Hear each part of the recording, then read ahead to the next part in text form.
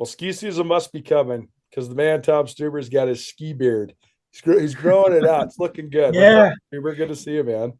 Oh, pretty good. Good to see you. Well, thanks for doing this. You've been it's been a weird season because you've been sort of the point man for us for Montana State football for the last couple of years now, but I have only been able to make it over to watch the Cats live and in person one time in Bozeman. I went to Eugene. Uh, you were on the IR for that one, Right. but then we hung out in Bozeman for a little while. But other than that, not a lot of crossover. So you've seen the Cats live and in person much more than I have, even though I've been watching them week in and week out. What to you has been the thing that has surprised you the most about this year? Because I think everybody thought Montana State was going to be good. I don't know if they knew how good they were going to be or that they would be this good in these ways. So, what has surprised you though so far about this Bobcat football team? Well, for me personally, I don't think everybody's on the same page, but Justin Lamson has surprised me the most. I mean, Lamson, I looked at his numbers when he was at Stanford, and I mean, yeah, he had some running touchdowns and stuff, but boy, his passing stuff just looked abysmal to me. I mean, I think he was around a 40% completion rate over there. And, I know stats don't mean everything, but he's more than doubled that at MSU. His efficiency numbers are just off the charts, especially in league play. I think he's got, 15, 16 touchdowns, no interceptions, like a 193 efficiency rating. So he's been the big surprise. I think most people are always talking about the DBs and linebackers, but I got to kind of pat myself on the back because I had a good feeling that those guys were going to be good just because they were so athletic, so fast. I thought it was going to be, there was a good chance that they were going to be pretty good back there. Yeah, the DBs are so interesting because you started pointing this out to me even last fall and into the spring, saying, "Hey, look at some of these guys' track times. Like these guys can really, really, really run."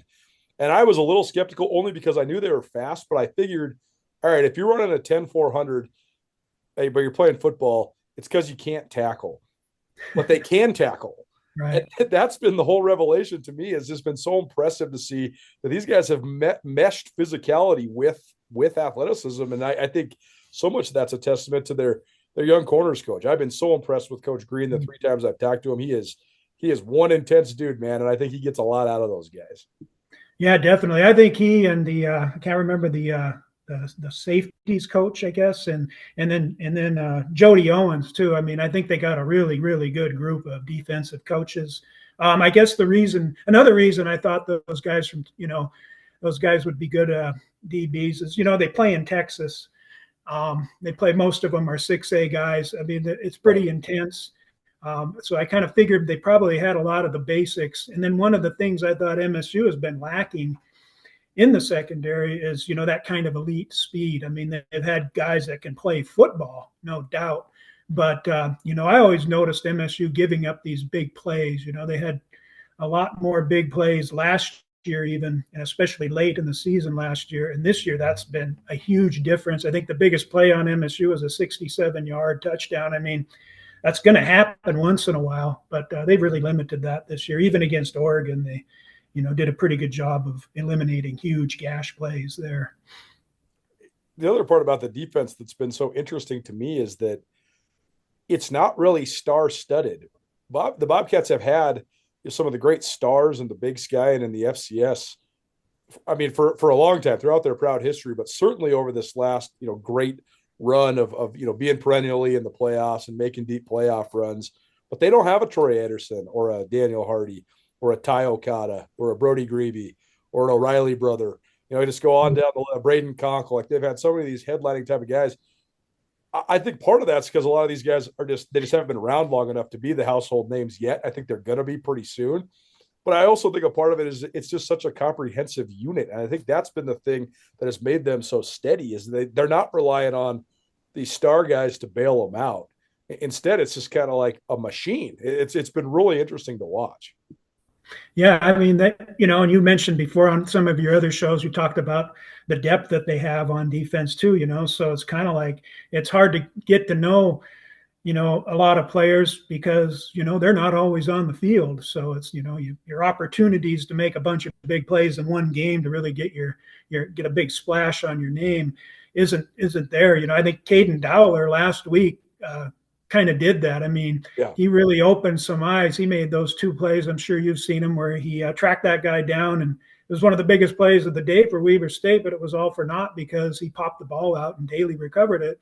And then he really got to show off his athleticism and his speed on that return. He intercepted that pass, and you saw him, it was just such a cool play for me to watch because you could see him eyeballing himself downfield, checking out where his blockers were, checking out where the defenders were, and then he knew when to, hit the gas, and you saw his speed, and his agility all on that one play. It was really impressive, and then he won Player of the Week too, so that was icing on it for him. Yeah, what a cool story he is too, right? A guy that's just he's gone through it. Yeah, he's sort of been in his brother's shadow since. I was going to say the exact same thing. Yes. Right. But he, he's kept fighting. He's really made a name for himself. I think he's been an all-league caliber guy. What do you think? Oh, definitely. And I think, people are really picking up on that. He was, just a little unsung, I guess, over the course of the year. But I really think, I think he really opened some eyes last week with those plays, and people are really starting to appreciate the kind of player he is. And his story, like you said, is so great. All the injuries he's fought back from, and kind of being, his brother's got the splashy first name, Taco, and he makes all kinds of splashy plays, and people pay a ton of attention to Taco. But, Cato is just right there with him. Caden, excuse me, and he's right there with him. But when he was in high school, he was all state, and as a defensive back, and I think a punt returner, and he went to the state track meet. I think he was, 7th or 8th or something in the 100 meters. He ran an 11.3. I'm sure he's down around 11 right now, but he has a great story. I agree with you too on Lamson, and just the big shoes he had to fill. So, what do you make of that? Because I thought that was going to be an almost exhausting storyline this year. Like, how the heck do you replace Tommy Mellott? And it hasn't been at all, because Lamson's basically been so almost perfect just in terms of his efficiency. So, how much do you think that has just helped the Cats sort of turn the page from last year? Oh yeah, a ton. And I agree with you on the. It's a tough act to follow, right? And you got, I think he kind of plays it down, but I'm guessing that when he came in, he got to hear all the stories, and he started finding out, wow, how am I going to stack up to that guy? For him to be able to just focus on what he does well and keep working at it, and then the impact that he's had, and the toughness that he's shown. He takes on 3 tacklers at a time pretty commonly. And, that's got to inspire his teammates quite a bit. It means a lot to me because just like in football, being a part of the military comes with a lot of stress on the body, the soul, the mind, the spirit. And so being able to promote a service that is able to give these individuals who sacrifice so much for us a place to recharge and get well and feel better, it means a lot to me because I got a lot of family there, and I understand it because I do some of the similar stuff through football. It's important because Bozeman and Montana is just so amazing. There's so much great things to do, and to just give these families a chance to recharge and, just spend some time in the outdoors and get to enjoy what they protected, it means a lot. They deserve all the help that they need and all the rest and recharge that they can get. So just to raise awareness so they can make their life easier is big. I think it's super special to represent a company, a nonprofit like Big Sky Bravery, and what they do, not only for the active duty members, but their families as well. And if they get to enjoy the state that we love of Montana, I think, it's a great way to rest and recharge, and I think just another opportunity to support something great. This hat stands for them, our nation's active duty, SOF, and their families. Buy a hat and stand with our warriors.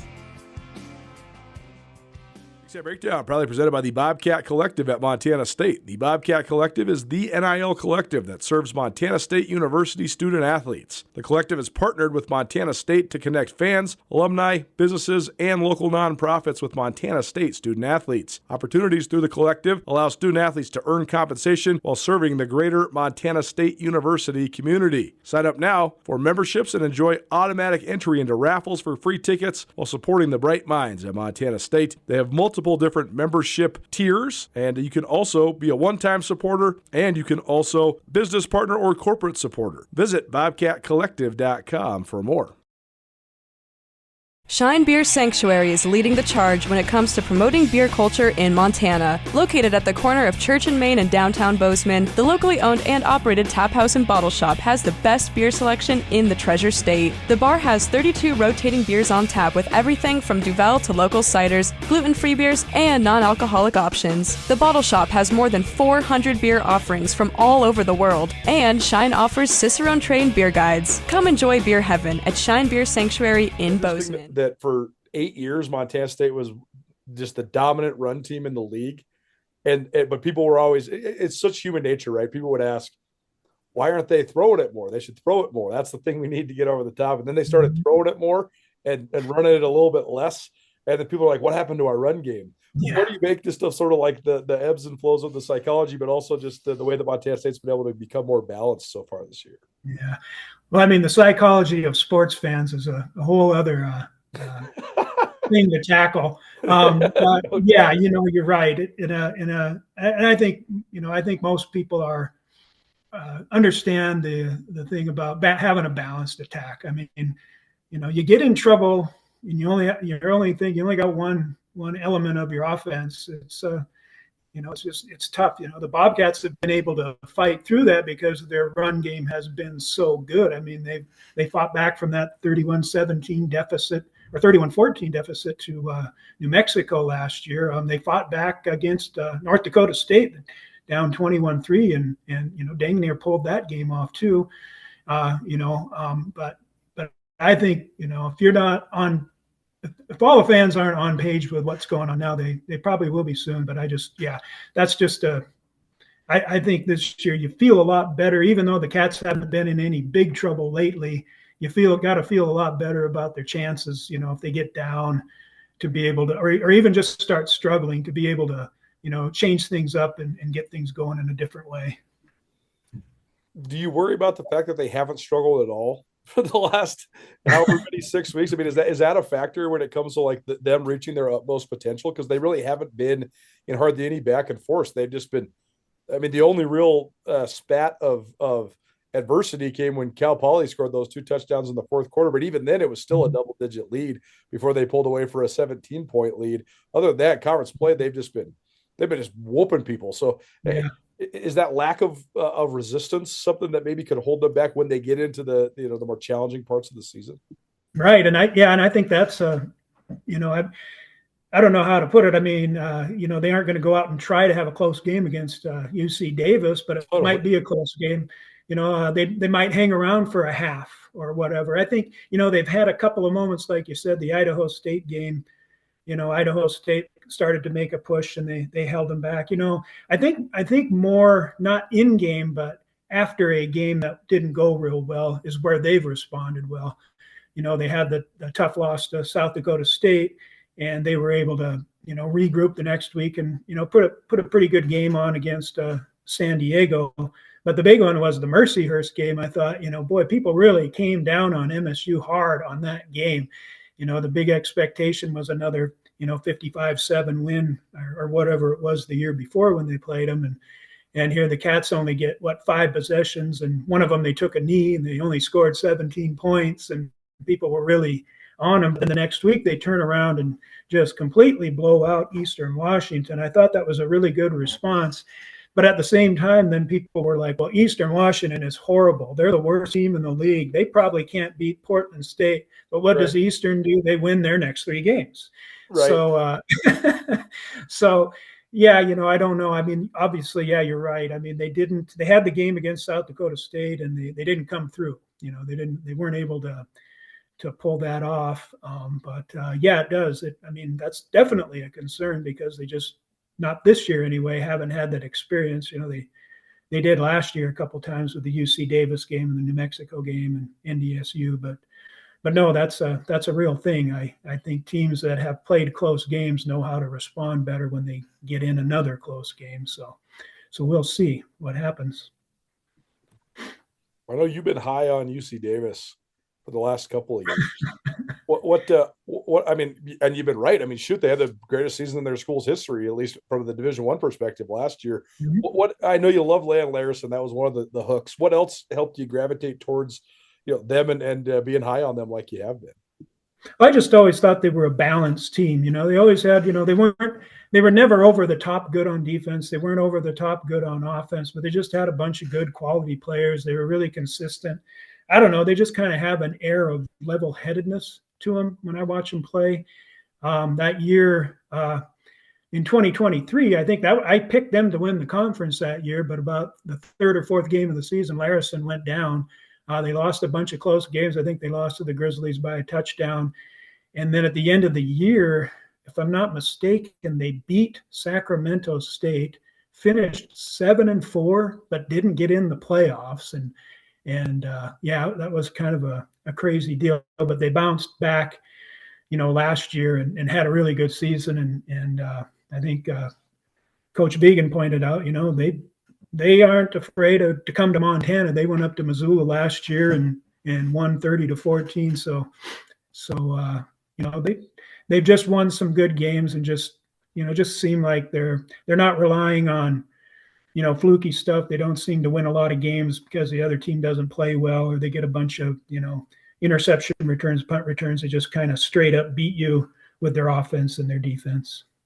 It's time to let the good times cruise with Sun Cruiser Hard Iced Tea. Made with real iced tea and real vodka, it's refreshingly smooth and easy to drink. With no bubbles to fill you up, it's perfect for tailgating or ski season in Montana. Plus, each Sun Cruiser is only 100 calories and 4.5% alcohol, making it perfect for anywhere your adventures take you. When you need a little sun in your life, nothing hits quite like a Sun Cruiser. Crack one open today and let the good times cruise. Sun Cruiser Beverage Co., Boston, Massachusetts. All nutritionals based on 12-ounce servings. Please drink responsibly.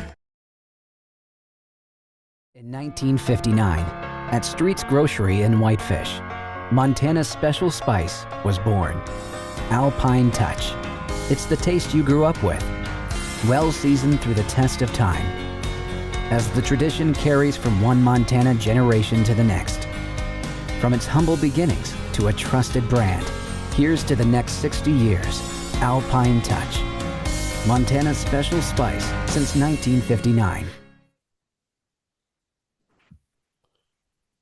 So I was thinking about this since we have 2 games left of the regular season, and that is that it's becoming abundantly clear if Montana State, especially if they win their last 2 games, they're the Big Sky champions.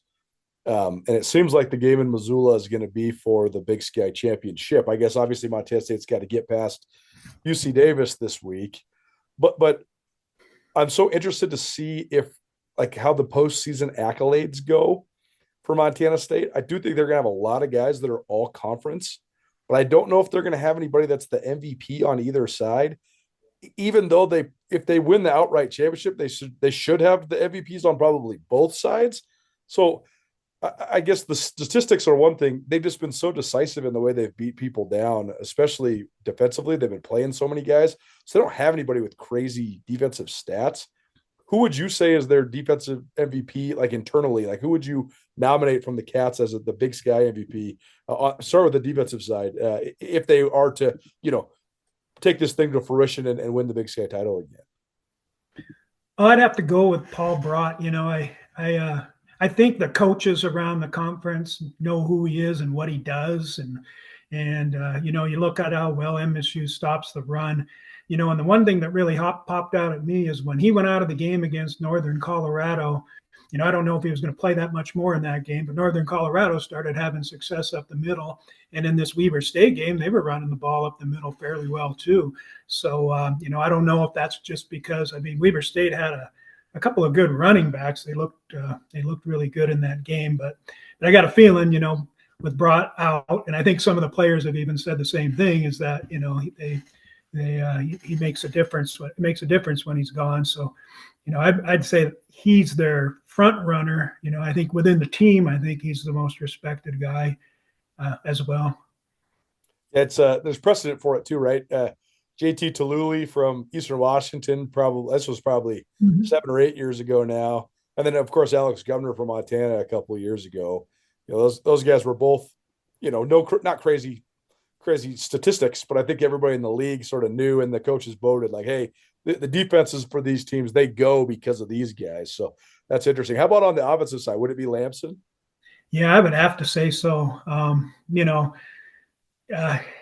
hasn't been like his passing numbers haven't been like terribly consistent. I mean, the completion percentage is always up in the 70s, but some games he's down in the hundreds, and the passing game isn't all that it isn't a key part of the what's making them successful on that day. So I think that's the kind of thing that is going to probably hold him back if he doesn't win it. Is just some weeks he's got some doing some eye-popping things, and then some weekends he's just blending in. So yeah. If I could, let me add one thing. If I could, and maybe not so much this year, but I always think offensive lines should be viewed as a player, an individual player, and I think that they should come up with something for that, either to do that or to just have who's got the best offensive line every year in the Big Sky Conference, because I think those guys really deserve a lot. I don't know about this year, but I know in the last few years with MSU's run game doing so well that maybe that's who would win the MVP for the league, is the entire MSU offensive line. But well, it's such a good point, because we teased about it last year too, right? Like, who was actually Montana State's best offensive player last year? I think their two best offensive players were Marcus Ware and Connor Moore, and then Tommy Malott was the third, and he obviously got it and won National Player of the Year or whatever. But it's so true. And sometimes the offensive line stuff gets so upside down and backwards. Like in 2022, I remember the Cats set their program record for rushing yards in the year. They had multiple 1,000-yard rushers, but because they didn't have any seniors on the offensive line, they basically just gave everybody second team or third team all conference. And you're like, how do these guys average 325 yards rushing a game, and there's not one first team all league guy because you want to like space it out or something? That was so wild when that happened. I'll never forget that. Yeah, and it's just happened every year, and it just doesn't get, I don't know, it just doesn't get focused on. I mean, it's kind of confusing because you're watching these running backs and they look so dynamic, and over the years, we got Davis and Jones right now, but you had Fonse and all these guys. But, at the same time, you got to be scratching your head and wondering, well, how would they be doing? I mean, is it the line? How much of this is the offensive line and how much of this is this running back? So, yeah, it's one of those questions you just can't answer because nobody really can pin that down, I don't think.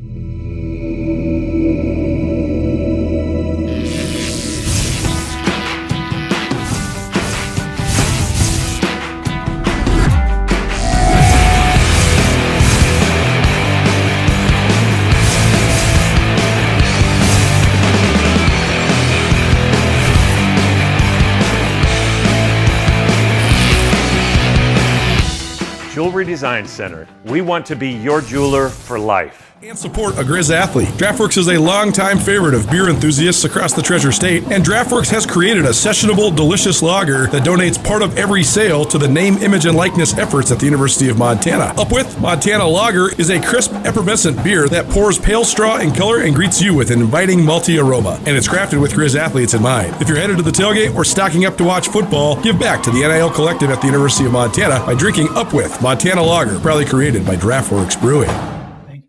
Well, and that's the other thing I think that sometimes Bobcat fans, I mean, I've been covering the Big Sky for 19 years, but been, on the Bobcat beat, so to speak, since I was at the newspaper in 2011. They've literally never had a bad offensive line. There was the year that they decided to go with like the 4 redshirt freshmen. I think it was Denarius McGee's junior year, 2012.